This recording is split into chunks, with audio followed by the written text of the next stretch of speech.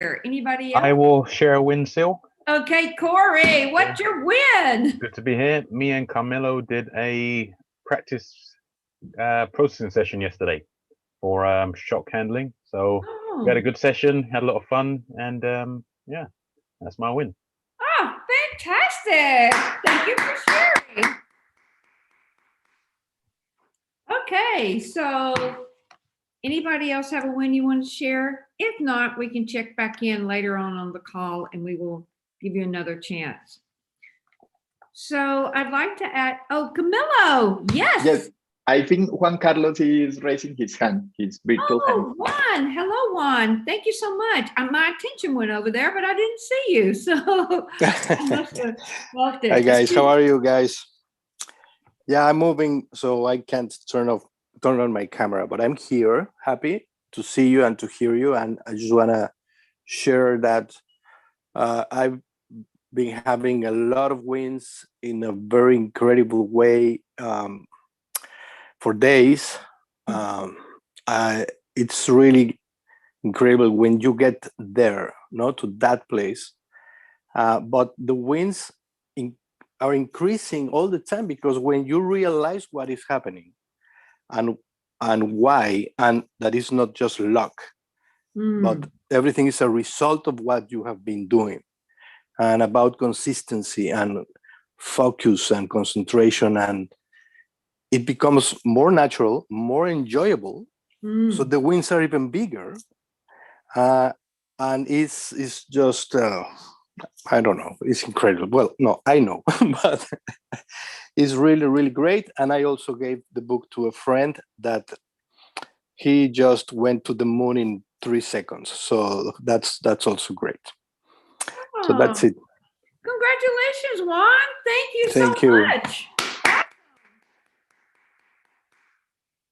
And I see Stella from London just dialed in. So Stella, welcome. I met her personally when I was traveling in London doing some speaking. So great to have you on the call. And David joined us as well. So I want to start off this call with a question. Let's talk about this chapter. Instead of me telling you what my favorite points were, I want to hear from you guys. Is anyone willing to share just the main point or one piece that you really liked in this chapter? Anybody willing to share?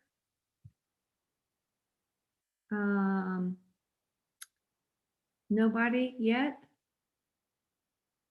Yeah, I'll share. Okay, thank you.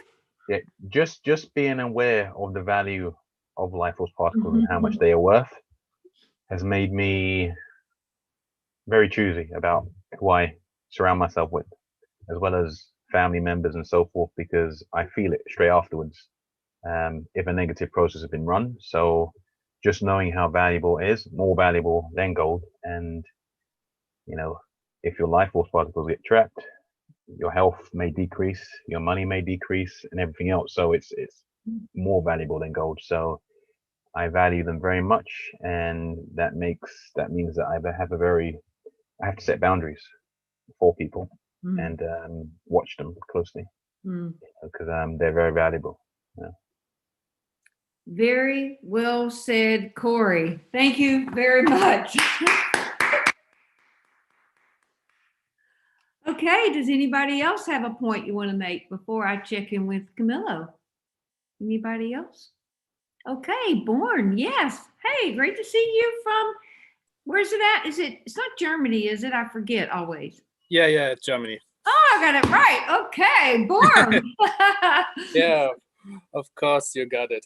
Yeah, what stuck out for me in this chapter was especially when it comes about how we treating or how we teaching, because it's, I think Alan once also said, like, it's a pile on top strategy. We go to school, I allow our life force particles are trapped, and we're gonna push more into like a soil which which cannot work, or it cannot fruit, because it's just like, so we're not working, or most of the time we're not working at the base, so we're working at the second step, and we're working on the first floor, but we forget about the basement to clean the house or to clean the basement. And that came back to my mind when I was reading this. So actually we are looking for something, treating something which cannot be treated at this point, or it can be treated, but it doesn't make a lot of sense.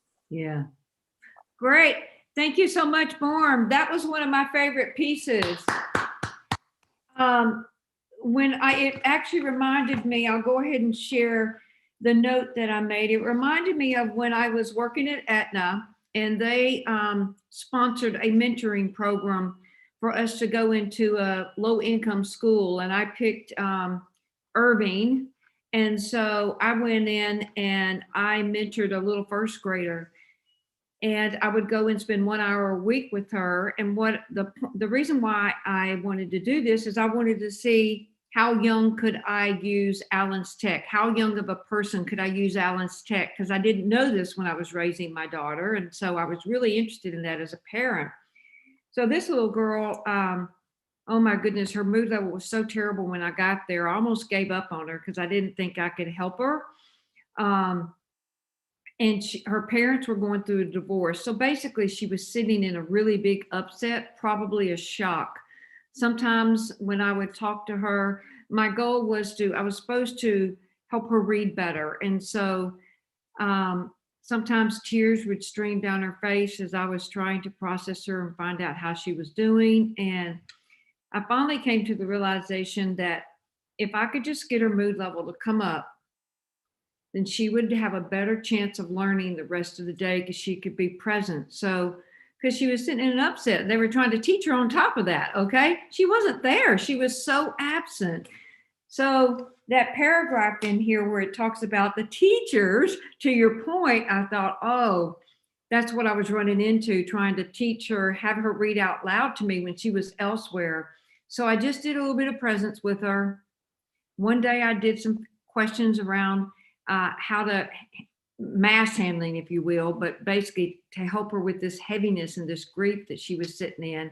And I would just get her to tell me about it. Then we'd do a little bit of presence, and then we'd read a little bit. And when I left her, if her mood level was higher, which it always was, then I felt like I had succeeded as a mentor and as a great teacher because she could hear and be in the classroom there, whereas before she wasn't. So just knowing that shifts and can let what the teacher's trying to teach you go in, and you start to assimilate what you're learning. So thank you for that. That was one of the points that really jumped out at me. So now I would like to check in. Camilo, is there anything you would like to share? A main point? Yes, thank you, Seal. So yeah, what I wanted to share connected to this chapter is how he explains that what Corey was mentioning, that is important, the people that you surround with. Yeah. Because they have the power to really trap your life force particles, and you can just lose a thing that is so valuable, and you can be losing, okay, this person is red zone, this other person, then at the end of the day you will be really dry of life force particles. And that's why it's so important to really choose the right person surrounding you, but also get trained in how to deal with that, with the different person in different zones of life and different levels. So yeah, that what comes to view for me. Thank you, Camilo. And Camilo and I were talking about that before we got on the call with you guys. And I was just like, you know, just living life, I'm sure you all will agree with me, just living life, you do run into people that are red zone. They're not trained, right? And we have to converse with them. And you don't want to go down on their level. And you want to be able to tend to bring them up and, you know, bring them up a little bit. So just knowing these skills that we're learning here using Allen's technology makes it a lot easier to not let red zoner, when we're connected to them and when we're dealing with them, not bring us down. So we can, it's like, I think I gave this example one time. Sometimes I'm around certain people that they're not trained and they don't know how to create green zone communication. They don't know those skills. So if I know I'm going into that type of environment, I set myself up to I know how I'm going to communicate. I'm going to focus on giving them what they want. I'm thinking about holidays and things like that. And it turns out to be green zone for both of us. And I'm not upset and they're not upset. So that's kind of how I tend to handle those type of situations. But it's like knowing this technology and being trained on how to handle those. So now I'll throw it back to you guys. Anybody else? Corey's laughing. Anybody else have we'll go over to Al, and then Corey, if there's something you want to share, please do. So Yeah, so you're breaking up a little bit sometimes. So I couldn't hear that you were calling on me there. But at any rate, the being around other people. I mean, this is kind of universal because I do some energy stuff too, as you know, and the entrainment aspect, which really is very similar to agreement. I mean, if somebody is, mad at the world or, whatever it might be, I mean, you don't really want to get into agreement. You want to stay at your level and, maybe bring them up a little bit. Sometimes it's difficult, but you don't want to be in agreement with somebody and maybe they're not really trying to bring you down, but if you go into agreement, it'll have that effect. And but being prepared for it, like you were saying, is a good way to start with that. But that's really all I had. I mean, I had that happen today a little bit earlier, actually, with someone that, and I didn't realize that. I don't think I was intentionally trying to piss her off, but I seem to, I think that may be my superpower. But and it was just something that happened previously, and I said, well, you could put something in my notes with y'all to always do it like this. And she had done something in the past, and it cost me a little money. And but I don't think I think I really had a positive. It wasn't trying to drill her on that. I mean, as far as, rub it in, but it's just like, if you can put something in my file here, put this there. And then whenever this comes up again, it's going to be right there and somebody's going to know, okay, this is how to do it. But at any rate, I didn't really get into agreement with her, but I'll leave it at that and carry on. Sounds like there was a trigger. Yes. Thank you, Al. Okay, so anybody else have a comment? Corey, did you have a comment you wanted to make? You were just laughing. Well, I've had to get rid of some red zone family members. Difficult, but necessary. But knowing how much to invest, if I can still stay in a green zone mood and positively process that person, then it makes sense. But as soon as my mood starts to dip, that's when I'm,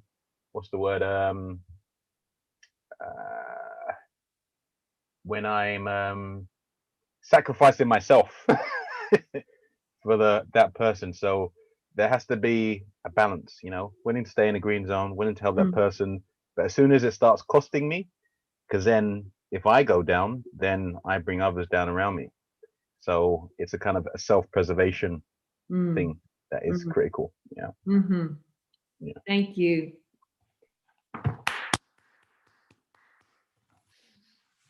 No, you're totally right. And there's a skill, it reminds me of a skill. I don't even think Camilla knows about this. There's a skill taught on one of the very basic courses that we haven't taught in a long time, but it's how to make more of, and how to make more of a situation, and then how to handle when you're around a red zone, or how to bring them up. I mean, and it is a skill. It has to be practiced. It reminds me of what Al said. You said they're mad at the world. If Alan ran into somebody that was mad at the world, I know exactly what he'd do. He would go down to that mad as the world feeling or mood, and he would say, wow, looks like you're mad at the world today. I mean, but he would be on their level, but you've got to do it just in the right way, and if you do it and you're very green zone about it, they will say, yeah, I am mad at the world, and they'll start blah, blah, blah, blah, blah, just telling you all about it, then they'll feel better. So it's like kind of like, that is the way he would handle situations like that. He wouldn't spend the afternoon with them, but he would indicate, so looks like you're mad at the world today, and that duplication of that mood and where that person is at would bring them up. I mean, is when we would be out to dinner, that is the way to bring the red zoner up and then get them laughing. It pops them out of. So it's great to have that ability. So I would just like to bring something else up to you that I've seen. I mean, I see this when I process people with ascensions, and I've seen it in myself lots and lots of times, but it's on page 80. And that's in the gold book, not the black one, where he talks about that high, that when you start to get your life force particles released, it creates such a high. I mean, it does, I know when I first came into knowledgeism as a new student, I was like, oh my gosh, is this stuff addictive? Because it would be so exhilarating to get your life force particles back, to get them released. And that high, as he states in here, is what's been traced back to be that addictiveness. People have ascensions and they're looking for that that high, basically, and that those positive moods is what becomes so addictive. But the way to handle that is being able to experience the positive moods. That's when in one of the chapters of the book, I don't know it by heart, he says, if you can experience those things, really experience it. And I think almost everybody on this call knows what it means to be able to experience the thing and then being able to create it, then that allows you to have more of it. So those positive moods are very addictive, but if you can fully experience them, it's a lot easier to have it and not be addicted to it, and maintain that green zone state. Does that make sense? You guys know what I'm talking about. So, okay, Camilo, or any of you guys, over to you. Any other comments that you have you'd like to make? Camilo, anything else you want to share, or anyone from the group? Another point? Yes, I'm here. I would like to say something. Give me 1 second. Okay. Yeah, realizing the value of your particles. Yeah. It's not just like getting an idea and thinking about it. You have to like experience it. And many times I was like very open when I had an idea about something, or I wanted to create something, and then I share it with someone. And then I started like trying to make plans, or let's do this and this and this and that. And sometimes I was a little bit shocked that the other person was not, number one, was not even like seeing the same picture, but immediately started putting his or her own considerations and ideas and stops and fears on top of my idea. So immediately I created this thing that I didn't need and I didn't want coming from the other person. And then I was like, now I don't feel as good as I felt 15 minutes before. And then I learned, what if I don't say anything? And I just put that on practice for the last months. And I didn't say anything about that big plan that I was creating. And everything moved and happened in the most incredible way because nobody knew. Okay. And then that way I just avoided all these mental energies from others that I didn't need. So I was very jealous about my ideas and about sharing. And then everything happened super fast and easy and the way I wanted.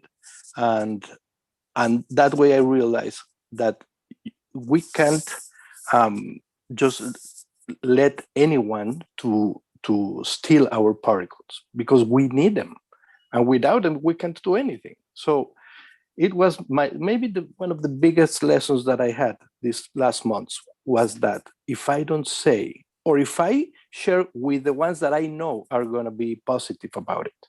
No, I had maybe one person, my son Diego. I told him, he was my ally, and he was he was with me 100%. So that helped, but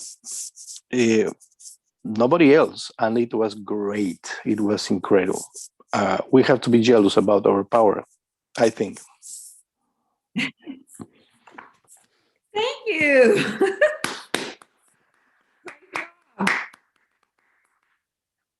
Thank you, guys. Okay.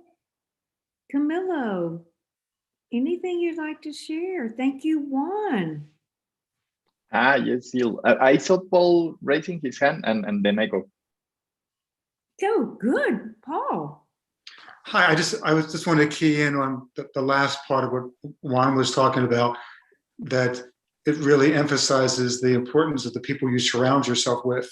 It's one thing to, not expose your ideas to people who are going to bring you down and, make you doubt your approaches, particularly if they're operating from a level that's maybe is not constructive. And as you said, like with your son, you have someone who loves you, who's supportive and such. And that just emphasized in my mind, this Alan's point, that's very important, that you surround yourself with people who are going to be, loving, supportive, high zone.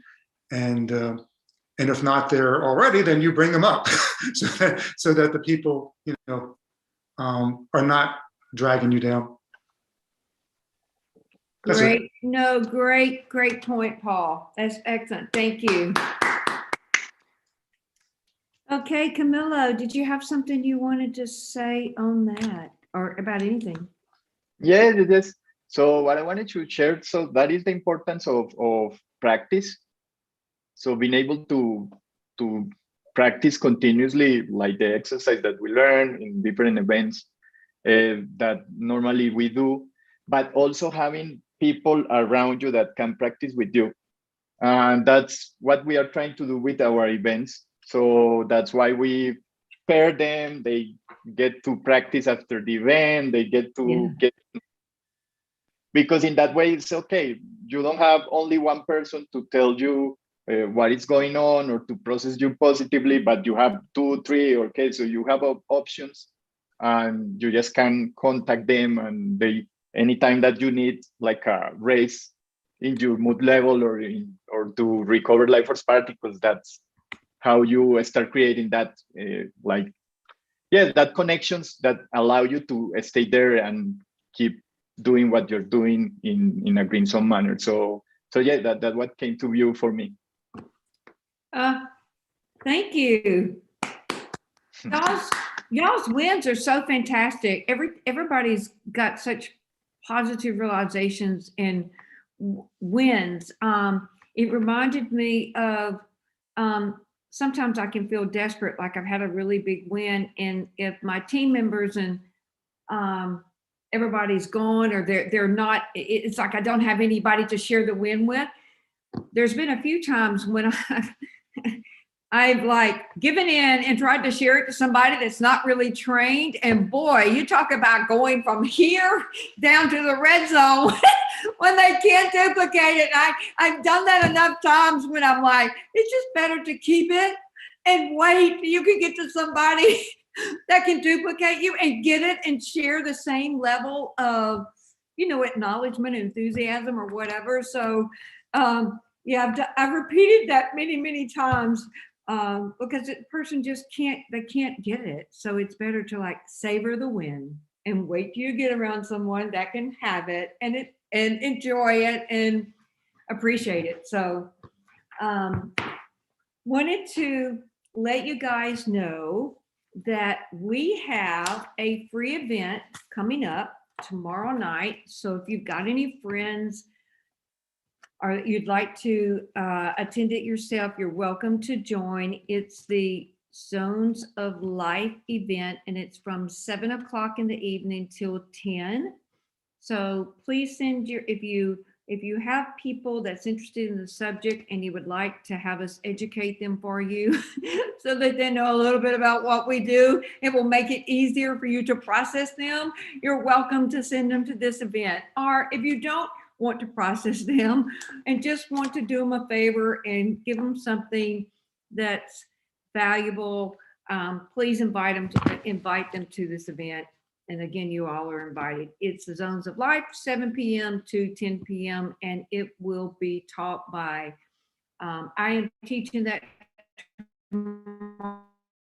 along with my friend from Australia, Mike Tobin. So wanted to let you guys know about that.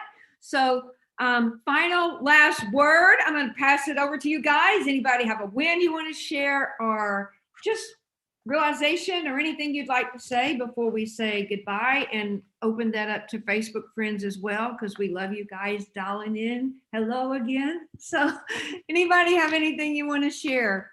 Yeah, hi, Sil. This chapter reminds me of the chapter in Paradigm Matrix, which talks about the paradigm creators and the 16 different paradigm creators, and then talks about the paradigm destroyers and whatnot up to the master. And when I read that, it kind of blew my mind, because it gives the recognition factors of what happens when you're connected to that person. Yeah. What you're likely to experience. Yeah. And just knowing and going through kind of my own family and labeling who do I think is kind of each archetype, and then seeing how it actually plays out. So normally I can kind of predict if someone's been in my house, certain family member, the chaos that results afterwards, things get broken. It's very surreal.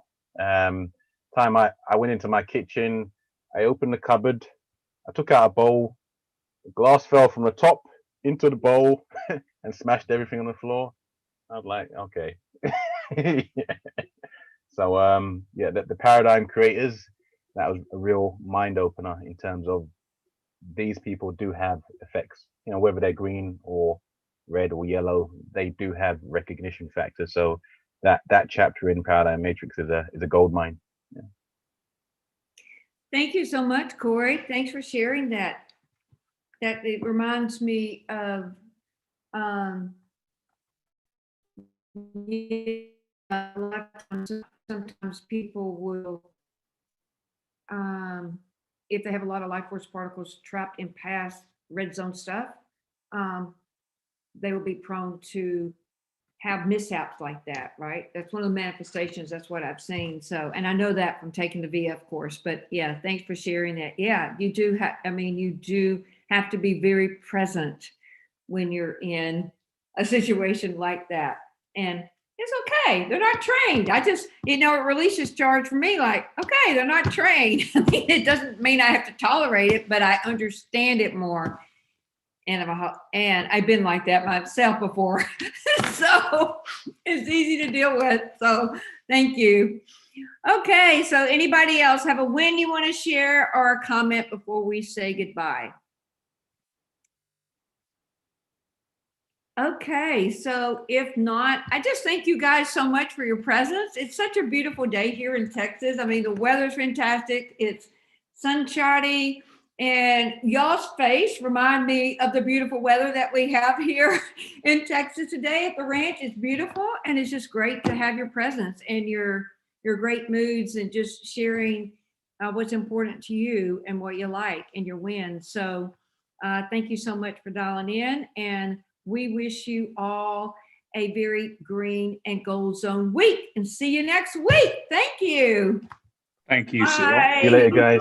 Have a great week. Bye-bye. Bye. Thank you so Bye. much. Camilla. Bye. Bye-bye. Bye, guys. Thank Ciao. you. Hasta la vista. Thank you all for Baby. sharing.